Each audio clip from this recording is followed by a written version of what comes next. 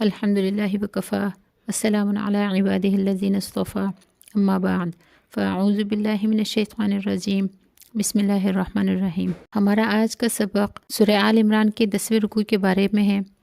جو کہ چوتھے پارے کا پہلا رکوع ہے۔ یہاں پر اللہ رب العزت اللہ کے راستے میں محبوب مال خرچ کرنے کے بارے میں فرماتے ہیں، لن تنالوا البر، ہرگز تم نیکی کو نہیں پہنچ سکتے، حتیٰ یہاں تک کہ تنفقو، تم خرچ کرو، مما اس مال میں سے تحبون، جس سے تم محبت کرتے ہو، وما تنفقوا من شیء، اور جب بھی تم کوئی چیز خرچ کرو، فإن اللہ بہ علیم، تو اللہ تعالیٰ اس کو جاننے والا ہے۔ اس آیت میں اللہ کی رضا کے لیے مال خرچ کرنے کی ترغیب دی ہے اور فرمایا ہے کہ خیر کامل تمہیں نہیں مل سکتی جب تک کہ اپنی محبوب چیز اللہ کی رضا کے لیے خرچ نہ کرو۔ حضرات صحابہ کرام ایک ایک حکم پر عاشق تھے۔ جب آیت بالا نازل ہوئی تو انہوں نے اپنی محبوبات پر نظر ڈالی کہ ہماری محبوب چیزیں کیا کیا ہیں، اور ان کو اللہ کی راہ میں خرچ کر دیا۔ حضرت انس رضی اللہ تعالیٰ عنہ فرماتے ہیں کہ انصار مدینہ میں باغوں کی ملکیت کے اعتبار سے سب سے زیادہ مالدار حضرت ابو طلحہ رضی اللہ تعالیٰ عنہ تھے۔ مسجد نبوی کے مقابل ان کا ایک باغ تھا جس میں ایک کنواں بیرحہ کے نام سے موسوم تھا۔ نبی کریم صلی اللہ علیہ وسلم کبھی کبھی اس باغ میں تشریف لے جاتے اور بیرحہ کا پانی پیتے تھے۔ حضرت ابو طلحہ رضی اللہ تعالیٰ عنہ کا یہ باغ ان کو اپنی جائیداد میں سب سے زیادہ محبوب تھا۔ اس آیت کے نازل ہونے پر نبی کریم صلی اللہ علیہ وسلم کی خدمت میں حاضر ہوئے اور عرض کیا کہ میرے تمام اموال میں بیرحہ مجھے سب سے زیادہ محبوب ہے، میں اس کو اللہ کی راہ میں خرچ کرنا چاہتا ہوں اور اس کے ثواب کی امید رکھتا ہوں، اور اللہ کے یہاں اس کو ذخیرہ بنانا چاہتا ہوں۔ آپ علیہ السلام جس کام میں پسند فرمائے اس کو اپنی ثوابدید سے جیسے اللہ آپ کے دل میں ڈالے خرچ فرما دے۔ تو نبی علیہ السلام نے فرمایا کہ وہ عظیم منافع کا باغ ہے، میں مناسب سمجھتا ہوں کہ اس کو اپنے اقربا میں تقسیم کر دو۔ حضرت ابو طلحہ رضی اللہ تعالیٰ عنہ نے نبی کریم صلی اللہ علیہ وسلم کے اس مشورے کو قبول فرما کر اور اپنے اقربا اور چچازاد بھائیوں میں وہ باغ تقسیم فرما دیا۔ تفسیر در منصور میں اس طرح کے اور بھی واقعات لکھے ہیں، مثلا حضرت عبداللہ بن عمر رضی اللہ تعالیٰ عنہ کو اپنے مال میں ایک رومی لونڈی جس کا نام مرجانہ تھا سب سے زیادہ محبوب تھی۔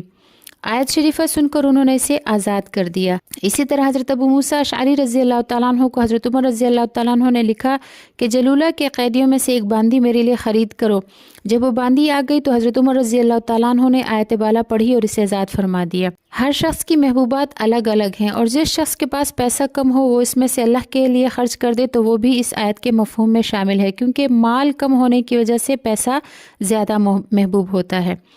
آیت کے عموم سے معلوم ہوا کہ زکوٰۃ ہو یا صدقات واجبہ یا نافلہ، ان میں سب سے اچھا مال اللہ کی راہ میں خرچ کیا جائے اور اپنی محبوب چیزیں مستحقین میں خرچ کی جائے۔ اگرچہ اگر کوئی شخص ایسی چیز کو اللہ کی راہ میں دے دو جو اس کی ملکیت میں تو ہے لیکن ضرورت سے زائد ہے، جیسے پرانے اتارے ہوئے کپڑے ہوں، تو اس کا بھی اجر ہے، البتہ جس چیز سے محبت ہو اس کے خرچ کرنے میں زیادہ ثواب ہے۔ آگے اللہ رب العزت ارشاد فرماتے ہیں، کل طعام کان حلا لبنی اسرائیل، تمام کھانے بنی اسرائیل کے لیے حلال تھے، الا سوائے ان کھانوں کے ما حرم اسرائیل علی نفسہ، جو اسرائیل علیہ السلام نے اپنے اوپر حرام کر دیے تھے، من قبل، اس سے پہلے، ان تنزل التوراۃ، کہ تورات نازل ہو، یعنی تورات نازل ہونے سے پہلے اسرائیل علیہ السلام نے جو چیزیں اپنے اوپر حرام کر لی تھی اس کے علاوہ سب کھانے بنی اسرائیل کے لیے حلال تھے۔ معلوم التنزیل میں لکھا ہے کہ یہودیوں نے نبی کریم صلی اللہ علیہ وسلم پر یہ اعتراض کیا کہ آپ کا دعویٰ ہے کہ آپ ملت ابراہیم پر ہے، اور ابراہیم اونٹوں کا گوشت نہیں کھاتے تھے اور اونٹنیوں کا دودھ نہیں پیتے تھے، معلوم ہوا کہ آپ ان کی ملت پر نہیں ہیں۔ اس کے جواب میں نبی کریم صلی اللہ علیہ وسلم نے ارشاد فرمایا کہ یہ چیزیں ابراہیم علیہ السلام کے لیے حلال تھی۔ وہ کہنے لگے ہر وہ چیز جو ہمارے نزدیک حرام ہے وہ نوح علیہ السلام پر اور ابراہیم علیہ السلام پر بھی حرام تھی، اور اس کی حرمت اسی طرح ہم تک پہنچی ہے۔ تو اللہ جل شانہ نے ان کی تردید کرتے ہوئے آیت بالا نازل فرمائی اور فرمائے کہ سب کھانے بنی اسرائیل کے لیے حلال تھے سوائے اس کے جو اسرائیل علیہ السلام یعنی یعقوب علیہ السلام نے تورات نازل ہونے سے پہلے اپنے اوپر حرام کر لیے تھے۔ اور آگے اللہ رب العزت ارشاد فرماتے ہیں،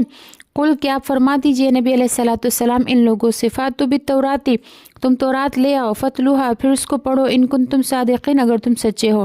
فمن افترا، پس جو کوئی باندھے، علی اللہ الکذب، اللہ پر جھوٹ، من بعد ذالک، اس کے بعد، فاولئک، تو یہی لوگ ہیں ہم الظالمون، جو ظالم ہیں۔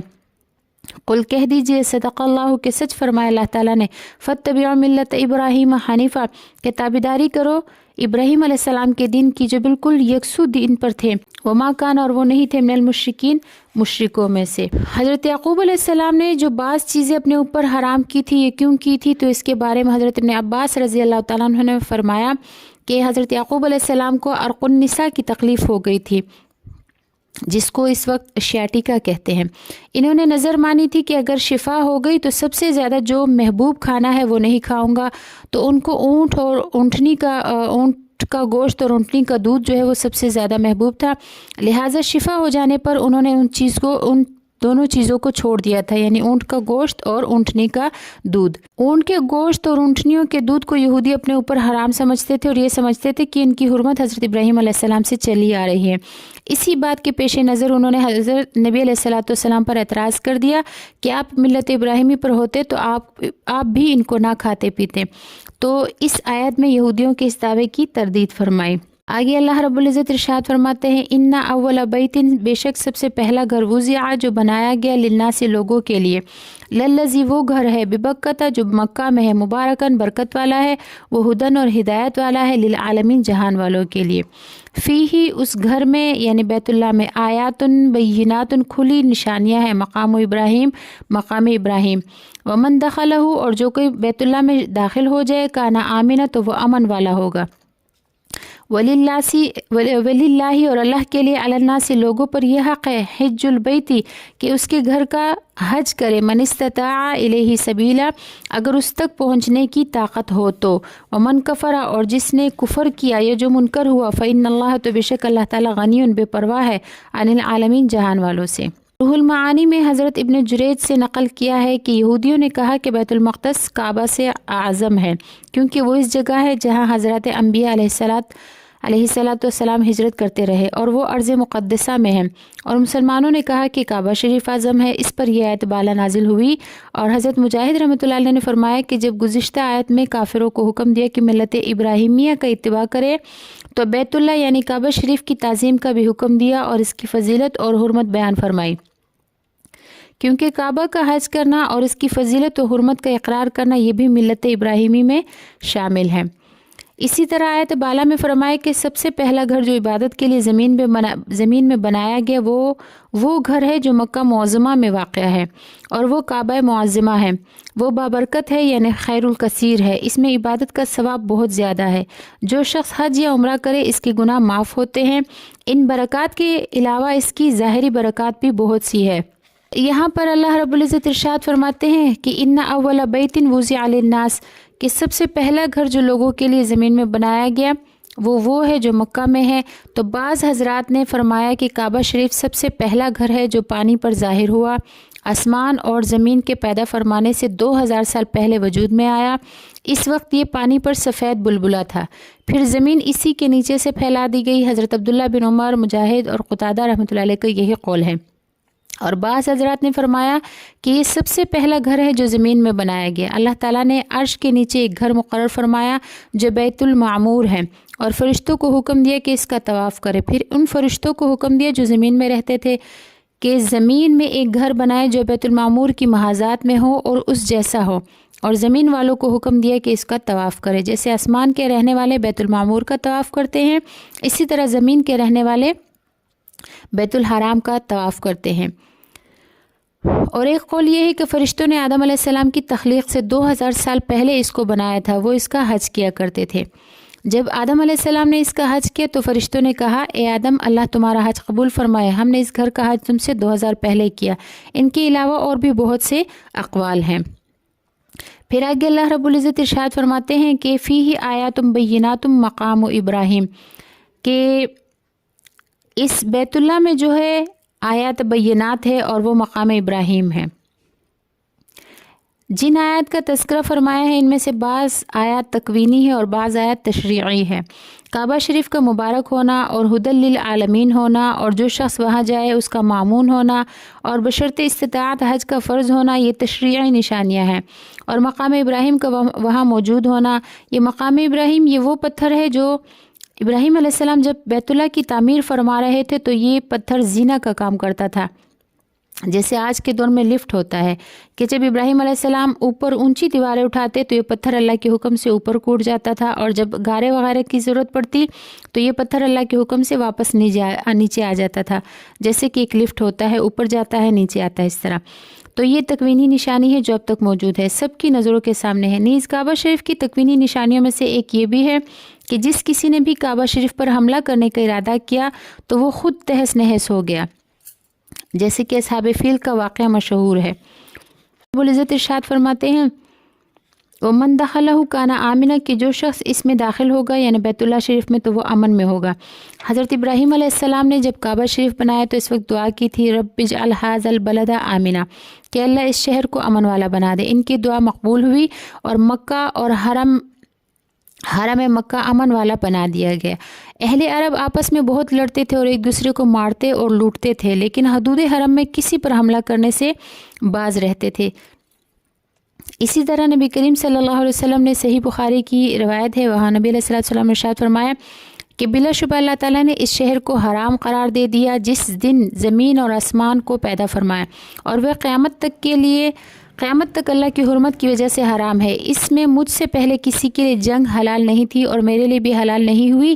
مگر دن کے تھوڑے سے حصے میں، پس وہ قیامت تک اللہ کی حرمت کی وجہ سے حرام ہے۔ نہ اس کے کانٹے کاٹے جائے، نہ اس کے شکار کو بھگایا جائے، اور نہ اس کی پڑی ہوئی چیز کو اٹھایا جائے، الا یہ کہ کوئی شخص اعلان کرنے کے لیے اٹھائے کہ کسی کی کوئی چیز گری ہو تو وصول کر لے، اور اس کی گھاس بھی نہ کاٹے۔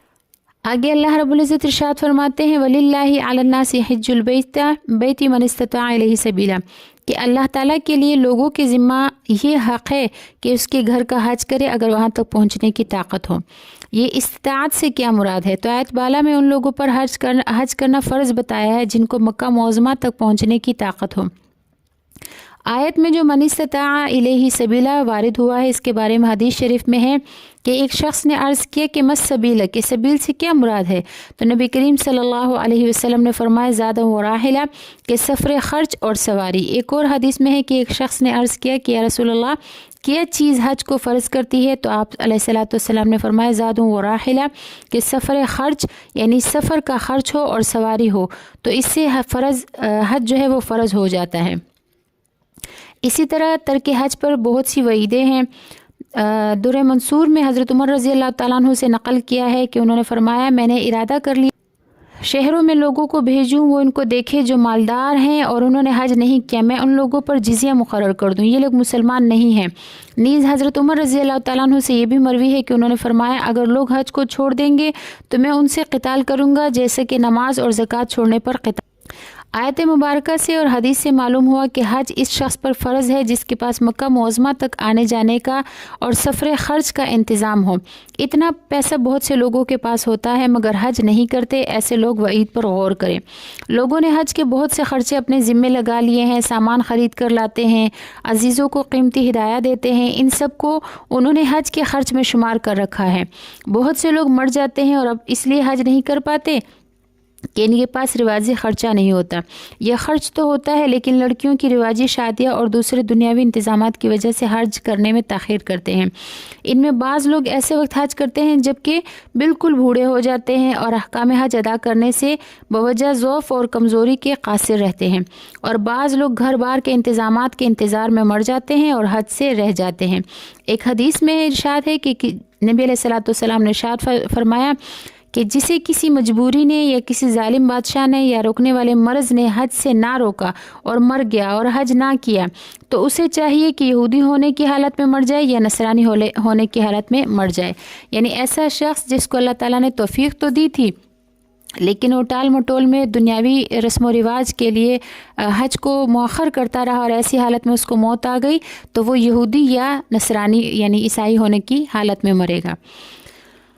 اللہ رب العزت ہماری حفاظت فرمائے ایسی موت سے، اور اللہ رب العزت ہمیں بار بار حج بیت اور حرمین شریفین کی زیارت اور سعادت نصیب فرمائے۔ پھر آگے یہاں پر اللہ رب العزت ارشاد فرماتے ہیں قل کہہ دیجئے نبی علیہ الصلوۃ والسلام یا اہل الکتاب، اہل کتاب لما تکفرون بآیات اللہ، تم کیوں اللہ کی آیتوں کا انکار کرتے ہو، واللہ اللہ تعالیٰ شہید گواہ ہے علی ما تعملون، ان کاموں پر جو تم کرتے ہو۔ قل کہہ دیجئے نبی علیہ الصلوۃ والسلام ان لوگوں سے یا اہل الکتاب، اہل کتاب لما تصدون عن سبیل، تم کیوں روکتے ہو اللہ کے راستے سے من ان لوگوں کو آمنہ جو ایمان لائے، تبغونہا عوجا تم اس میں کجی تلاش کرتے ہو، وانتم شہداء اور تم گواہ ہو، وما اللہ نہیں ہے اللہ تعالیٰ بغافل غافل عما اس چیز سے تعملون جو اعمال تم کرتے۔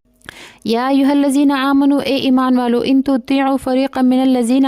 اگر تم اطاعت کرو گے تم میں سے ایک جماعت، ان تطیعوا اگر تم اطاعت کرو گے فریقا ایک جماعت کی، من الذین ان لوگوں میں سے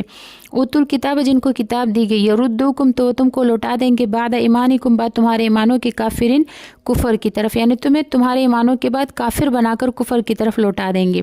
وکیف تکفرون اور کیسے تم کفر اختیار کر سکتے ہو، وانتم تتلی علیکم آیات اللہ اور تم وہ لوگ ہو کہ تم پر اللہ کی آیتیں تلاوت کی جاتی ہیں،